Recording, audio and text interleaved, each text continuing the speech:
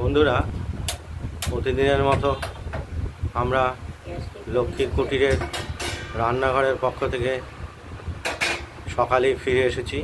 আজকের মেনু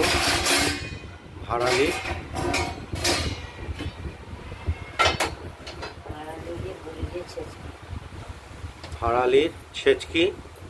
এতে কলাইয়ের ডালের বড়ি দেওয়া হবে। আপনারা দেখতে পাচ্ছেন ভাড়ালিগুলোকে কুচিয়ে রাখা হয়েছে, নুন দিয়ে চটকেও রাখা হয়েছে, তাহলে এটা কড়াইতে দিলে ভালো মজবে।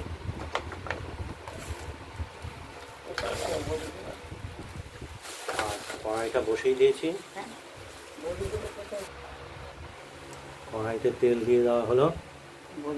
প্রথমে বড়িগুলো ভেজে নেব আমরা। কলাইয়ের ডালের বড়িগুলো আমরা প্রথমেই ভেজে নেব। ভাজা হয়ে গেলে তারপর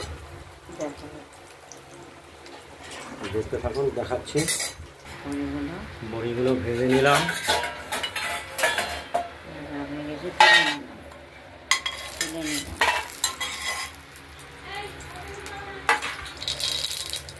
সর্ষেটা ফোড়ন দিয়ে নিলাম।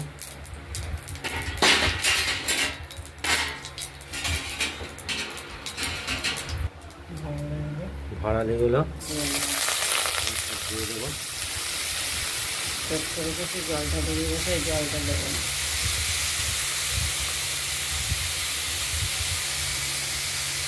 এটা গর্ভমোচার ভাড়ালি।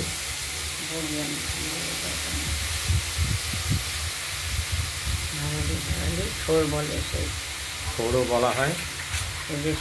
গর্ভমোচা বলতে বিচি কলার না না যে ভাড়ালি না, যে কলা হয় না সেই মোচা ভেতরেই থাকে, তাকে কলা হওয়ার আগে গাছ কেটে মোচা নামিয়ে ফেলা হয় এবং ওই মাঝের অংশটা গাছের সেইটার ভাড়ালিটা কেটে টুকরো টুকরো করে এনে বাজারে বিক্রি করা। সেখান থেকে আমরা কিনে নিচ্ছি। আমাদের তো শহরের বাড়ি, নবদ্বীপে তাই গ্রাম হলে পরে আলাদা ব্যাপার। হলুদ দিয়ে দিলাম, কাঁচা লঙ্কার প্রয়োজন স্বাদ অনুযায়ী দিলাম।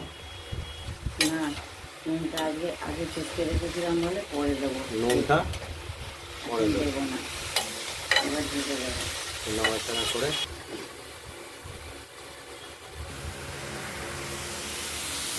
ভালো ছেচকি হয়ে গেছে।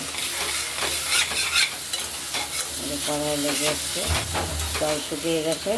এবার বড়ি কটা দিয়ে দিলাম। ভালো ছেচকি হয়ে গেল।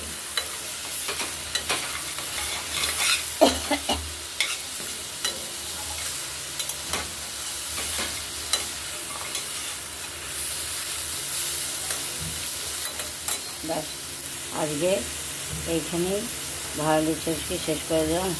হয়ে গেছে। বন্ধুরা, এটা দেখে রান্না করে কমেন্ট করবেন, লাইক করবেন, সাবস্ক্রাইব করবেন, পাশের বেলকনটি বাজিয়ে দেবেন। নতুন নতুন রেসিপি দেখতে পারবেন। আজকের মতো টাটা, সুস্থ থাকবেন, ভালো থাকবেন।